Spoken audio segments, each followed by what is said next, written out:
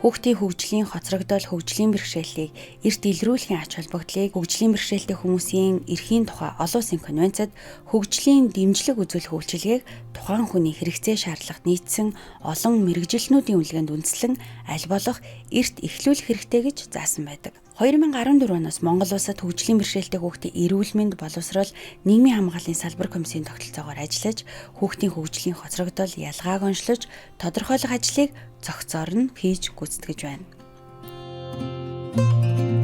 Түүх амьс гэр бүл хөдөлмөр нийгмийн хамгааллын яамн дээр гэр бүлийн бодлогын газар тариалагддаг. За түүх амьс маань одоо эрүүл мэнд боловсрол нийгмийн хамгааллын асуудал хариуцсан мэргэжилтэн болон газрын даргаас бүрдсэн юм комисс байгаа. За салбар комисс бол 21 аймаг гэсэн дүүрэгт ингээ 30 салбар комисс байгаа гэсэн үг. За тэгээ түүх комисс салбар комисс бол өдөр тутмын одоо харилцаа холбоотой ажиллана. Түүх комисс салбар комиссыг арга зүгээр хангах, мэдээ мэдээлэлээр хангах, бодлогын түвшинд салбар комиссээр тохиолдож байгаа асуудлуудыг одоо төвшүүлэх, шаардлагатай бодлогын шинжилтүүдийг хийх юм ажиг үүрэгтэй ажилладаг.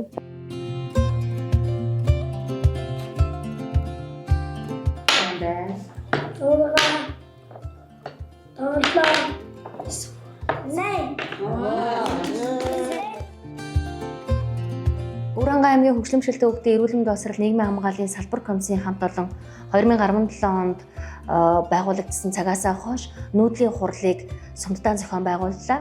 19 сумаас нийт 16 суманд бид нүүдлийн хурлыг амжилттай зохион байгуулсан байна. За мөн манай салбар комисс хөгжлийн бэрхшээлтэй хүүхдүүдэд эрүүл мэнд боловсрол нийгмийн хамгааллын цогц дэмжлэгийг чанар үр дүнтэй зохион байгуулах чиглэлээр одоо салбар дундын хамтын ажиллагааг сайжруулж, уялдаа холбоог бэхжүүлэх чиглэлээр санаачлаг гарган ажилладаг. Энэ хүрээнд бид нэр ерхий боловсролын сургууль болон сургуулийн өмнөх боловсролын байгууллагт одоо суралцж байгаа хөгжлийн бэрхшээлтэй хүүхдүүдтэй хөгжлийн цогц дэмжлэг нэртэйгээр хүрч үйлчлэх арга хэмжээг зохион байгуулсан байна. За мөн одоо нэн одоо шаардлагатай байгаа чиглэлүүдээр сургалт нөлөөллийн үйл ажиллагааг зохион байгуулсан. Хөгжлийн хоцрогдол, хөгжлийн бэрхшээлтэй болох эрсдэлтэй хүүхдүүдийг өрхийн эрүүл мэндийн анхан шатны тусламж үйлчилгээний төвүүдэд хяндаг. Өрх сум тосгоны эрүүл мэндийн төв нь хүүхэд бүрийг 9, 18, 36 сартад нь эрүүл мэнд хөгжлийн хоцрогдлын эрт илрүүлэлтийн товлолт үзлэгт хамруулна. Үзлэгээр хөгжлийн альва хоцрогдол бэрхшээлтэй байж болзошгүй хүүхдийг лавлгаа шатлалын эрүүл мэндийн байгууллагт илгээж, улмаар лавлгаа шатлалын эмнэлэгт төрөлцсөн мэргэжлийн баг үнэлгээ онцлогоог хийж дүгнэлт гаргаснаар тухайн хүүхэд нь салбар комиссийн хуралд оролцох нөхцөл бүрддэг байна. Орон нутгийн салбар комисс нь хөгжлийн бэрхшээлийг тогтоож, халамжийн тэтгэмж, хөгжлийг дэмжих, оролцоог хангах үйлчилгээнд хамруулах, шийдвэр гарган, холбон зуучлах, хэрэгжилтэнд хяналт тавих эрх үүрэгтэй байдаг. Хуралд орохоос өмнө бүх асар хамгаалагч эцэг эхчүүдэд ер нь мэдээлэл өгж ажилладаг. Хурлын өмнө тухайн хүүхэдтэй, хөгжлийн бэрхшээлтэй хүүхэдтэй ажиллах, тухайн хөгжлийн бэрхшээлтэй хүүхдийг асран хамгаалах, хүүхдэд хөгжлийн бэрхшээлтэнд тохирсон асраны талаар зөвлөгөө мэдээллийг байнга өгдөг.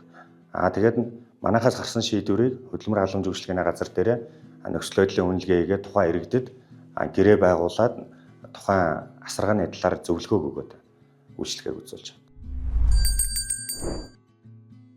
Боловсролын яамны мэдээлснээр Монгол улсын хэмжээнд яг одоогоор онцлогдсон хөгжлийн бэрхшээлтэй 3119 хүүхэд байдаг.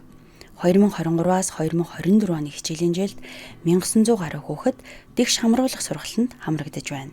Японы хүүхдийн ивэх сартаа хамтраад тэгш одоо хүртээмжтэй үйлчлэгээр баг насны хүүхдийн хөгжлийг дэмжих гэдэг төслийн хүрээнд манай салбар комиссийн одоо илүү сайжруулалтын ажлуудыг хамтраад хийж байгаа. Төсөл маань бол 5 одоо газрыг сонгосон байгаа. 3 дүүрэг 2 аймгийг сонгосон байгаа.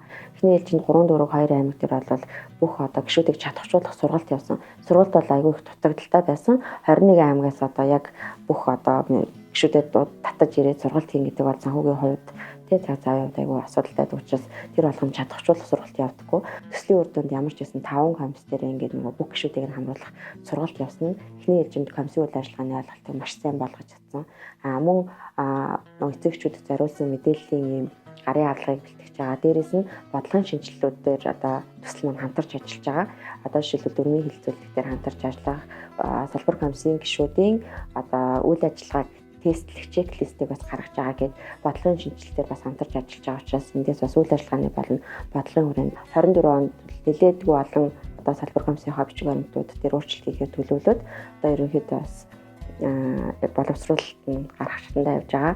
2014 оноос өмнө хөгжлийн бэрхшээлтэй хүүхдийг эмнэлгийн байгууллагаар л оншийг нь тодруулаад явдаг байсан бол одоогийн хөгжлийн бэрхшээлтэй хүүхдийн эрүүл мэнд, боловсрол, нийгмийн хамгааллын салбар комиссийн тогтолцоогоор олон талаас нь оншилдог болсон нь манай улсын хувьд том дэвшил болоод байна.